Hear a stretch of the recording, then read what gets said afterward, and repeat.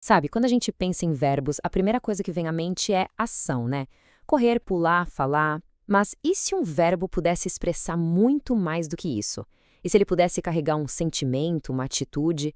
E se bem ali, escondida na gramática, estivesse uma pista sobre o estado emocional de alguém que escreveu um texto há milhares de anos? Pois é, essa é a grande questão que a gente vai investigar hoje. Muitas vezes, na hora de traduzir as nuances mais delicadas, sabe? A esperança, a dúvida, aquele desejo profundo, tudo isso pode acabar se perdendo no caminho. É quase como olhar uma foto super colorida, só que em preto e branco. A imagem principal tá lá, mas toda a vida, toda a textura emocional simplesmente some. Certo. Então vamos mergulhar nisso.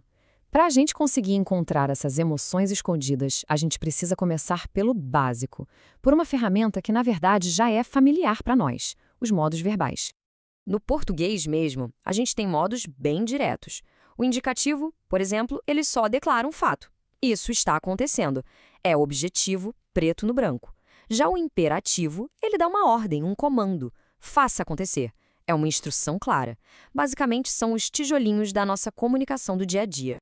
Mas é aqui que a coisa começa a ficar muito mais interessante. Porque o grego antigo ia além. A língua tinha ferramentas gramaticais específicas para diferenciar os tipos de possibilidade.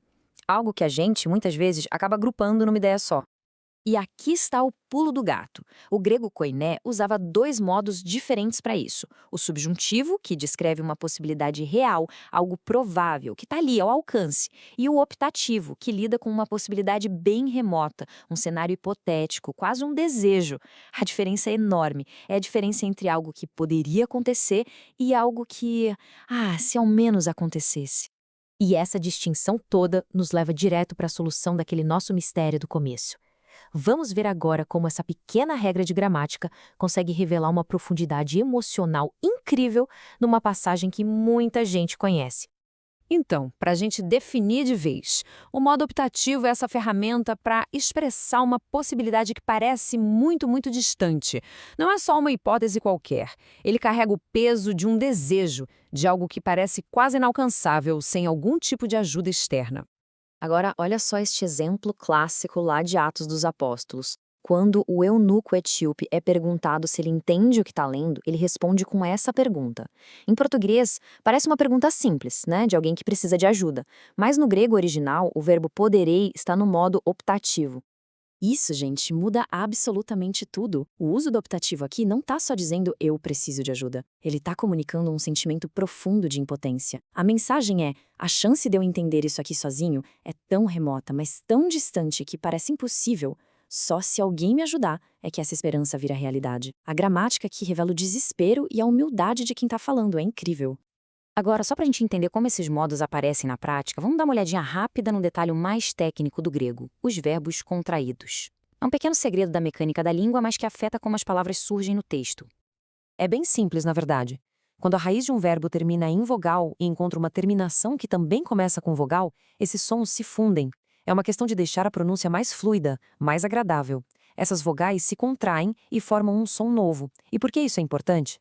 Porque para quem lê o texto original, reconhecer essas contrações é o que permite identificar o verbo certo e, claro, o modo verbal correto, com toda a emoção que ele carrega junto. Então, depois dessa análise toda, qual é a grande lição? Por que se preocupar com um detalhe gramatical como modo optativo? Porque a gramática não é só um conjunto de regras chatas, ela é um código que revela o estado emocional de uma pessoa. Detalhes como o modo optativo permitem que a gente enxergue tons sutis de esperança, de desejo ou de dúvida que uma tradução às vezes apaga. Isso nos dá uma conexão muito mais profunda, mais empática com o texto e com as pessoas por trás dele. No fim, as regras viram ferramentas para uma compreensão muito mais rica, muito mais humana. E olha, este é só um exemplo do poder que está guardado na estrutura de uma língua. Fica a pergunta no ar: que outras mensagens, que outros sentimentos profundos ainda estão lá só esperando que a gente olhe com um pouco mais de atenção para a forma como as coisas foram escritas? A gramática pode ser a chave para desvendar muito mais do que só o significado literal.